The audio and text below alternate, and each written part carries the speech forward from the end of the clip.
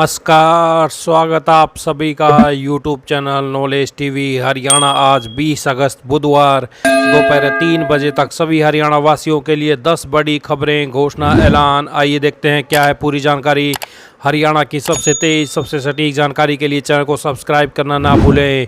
तो चलिए देखते हैं हरियाणा से 10 बड़ी खबरें, घोषणा, ऐलान। पहली बड़ी खबर सामने आ रही है। रेलवे अब यात्रियों के ऊपर सख्ती करने जा रहा है। एयरपोर्ट की तर्ज पर ट्रेन में भी लगेज लिमिट तय होगी।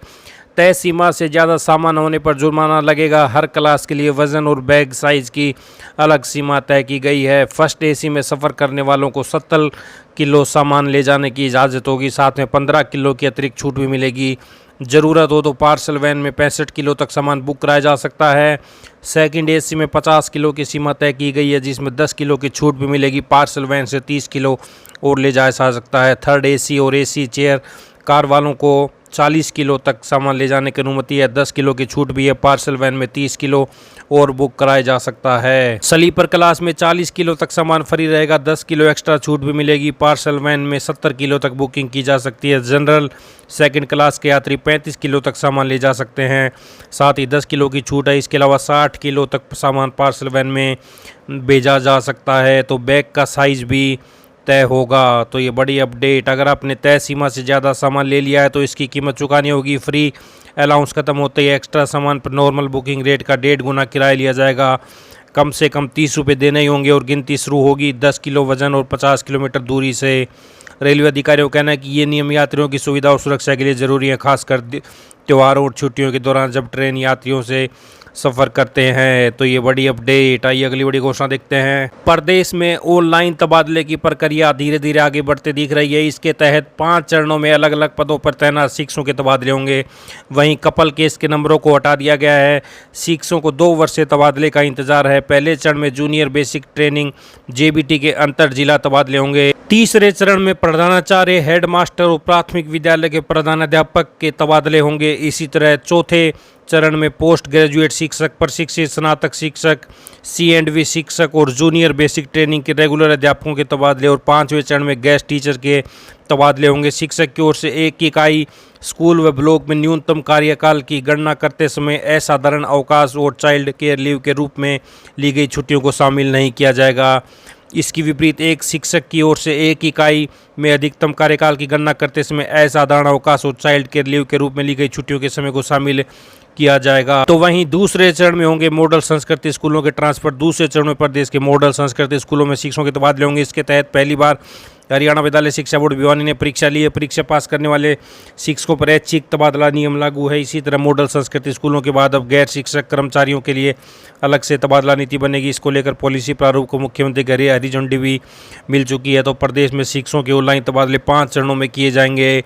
बड़ी अपडेट सामने आ रही। आइए अगली बड़ी खबर देखते हैं। हरियाणा सरकार ने ई अधिगम योजना के तहत 9वीं से 12वीं कक्षा तक के छात्रों को दिए गए टैबलेट वापस ले लिए हैं। अब इन टैबलेट को आगे बच्चों को प्रदान नहीं किया जाएगा। सरकार का कहना है कि इस फैसले के पीछे मुख्य कारण टैबलेट का दुरुपयोग और पढ़ाई पर इसका नकारात्मक असर है। विपक्ष का मानना है कि स्कूलों में इंटरनेट और बिजली की समस्या है। स्कूलों का ढांचा ठीक नहीं होने के कारण टैबलेट नहीं चल रहे थे, जिस कारण सरकार को अपनी योजना को वापस लेना पड़ा है। तो दुरुपयोग की शिकायतों के बाद अब नहीं दिए जाएंगे स्कूली बच्चों को टैब। सरकार की टैबलेट योजना पर ब्रेक जरूरी काम में ही इस्तेमाल होंगे। तो हरियाणा के शिक्षा मंत्री का कहना है कि सरकार ने टैबलेट योजना के छात्रों के हित में चलाई थी, लेकिन जब उसके दुरुपयोग की शिकायतें लगातार सामने आई तो इसे बंद करना पड़ा। उन्होंने कहा कि हम तकनीक के इस्तेमाल के खिलाफ नहीं है, लेकिन इसका सदुपयोग होना जरूरी है।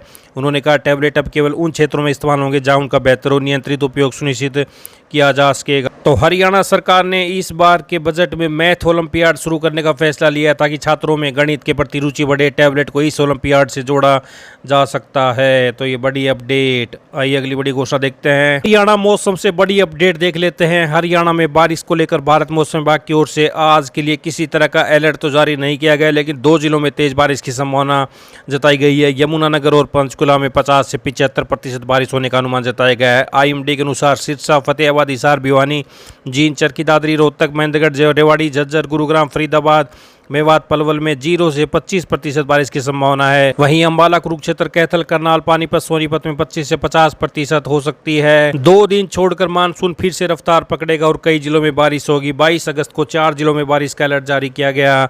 वहीं इससे पहले 2 दिन तक हल्की से मध्यम बारिश की संभावना तो जताई गई है, लेकिन अलर्ट नहीं है। तो 22 अगस्त से फिर से बारिश के आसार बन रहे हैं। तो ये बड़ी अपडेट आई। अगली बड़ी घोषणा देखते हैं। सरकार द्वारा शिक्षा के क्षेत्र को बढ़ावा देने के लिए अनेक छात्रवृत्ति योजनाएं संचालित की जा रही हैं। इसी कड़ी में उच्च शिक्षा स्तर पर पढ़ाई कर रहे विद्यार्थियों के लिए वर्ष 2025-26 पोस्ट मैट्रिक स्कॉलरशिप के आवेदन आमंत्रित किए गए हैं। तो हर छात्रवृत्ति पोर्टल के जरिए पात्र विद्यार्थी 30 सितंबर तक आवेदन कर सकता है। यह जानकारी देते हुए जिला कल्याण अधिकारी ने बताया कि सत्र 2025-26 के लिए एससी, बीसी और ओबीसी श्रेणी के विद्यार्थी हर छात्रवृत्ति पोर्टल के ऊपर जाकर आवेदन कर सकते हैं। तो ये आप देख सकते हैं, बड़ी अपडेट। आइए अगली बड़ी घोषणा देखते हैं। हरियाणा में अब अधिसूचित वन से अलग 5 हेक्टेयर से कम जमीन पर उगे पेड़ पौधों और झाड़ियों को वन नहीं माना जाएगा। अधिसूचित वनों से सटे क्षेत्र के मामले में वन के लिए न्यूनतम 2 हेक्टेयर जमीन होनी चाहिए। वनस्पति छत्र घनत्व 0.4 या इससे अधिक होना चाहिए। तो ये बड़ी अपडेट। 5 हेक्टेयर से कम जमीन पर पेड़ पौधों व झाड़ियों को नहीं माना जाएगा वन क्षेत्र। तो नए नियम से हरियाणा के वन क्षेत्र में कमी आ सकती है। तो ये बड़ी अपडेट आई। अगली बड़ी घोषणा देखते हैं। सेवानिवृत्ति से पहले किसी भी कर्मचारी या अधिकारी को अंतिम 6 महीनों की सेवा अवधि में सामान्य भविष्य निधि जीपीएफ एडवांस नहीं दी जाएगी। अनियमितताओं को रोकने के लिए मुख्य सचिव ने सभी प्रशासनिक सचिवों को निर्देश जारी किए हैं। तो कई मामलों में अतिरिक्त भुगतान से खजाने को लगा चूना।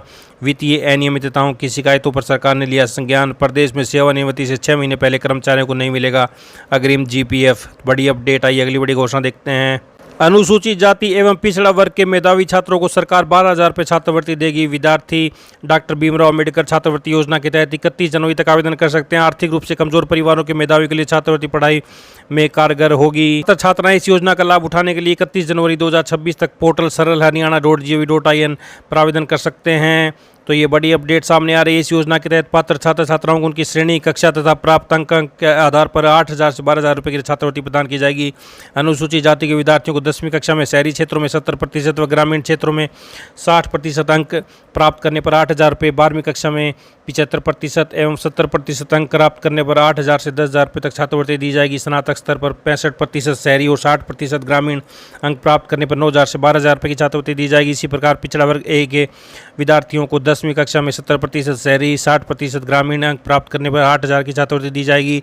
पिछड़ा वर्ग बी के विद्यार्थियों को 10वीं कक्षा में 80% शहरी एवं 75% ग्रामीण अंक प्राप्त करने पर 8,000 रुपये तथा सामान्य वर्ग के विद्यार्थियों को 10वीं कक्षा में 80% शहरी, 75% ग्रामीण अंक प्राप्त करने पर 8,000 रुपये की छात्रवृत्ति प्रदान की जाएगी।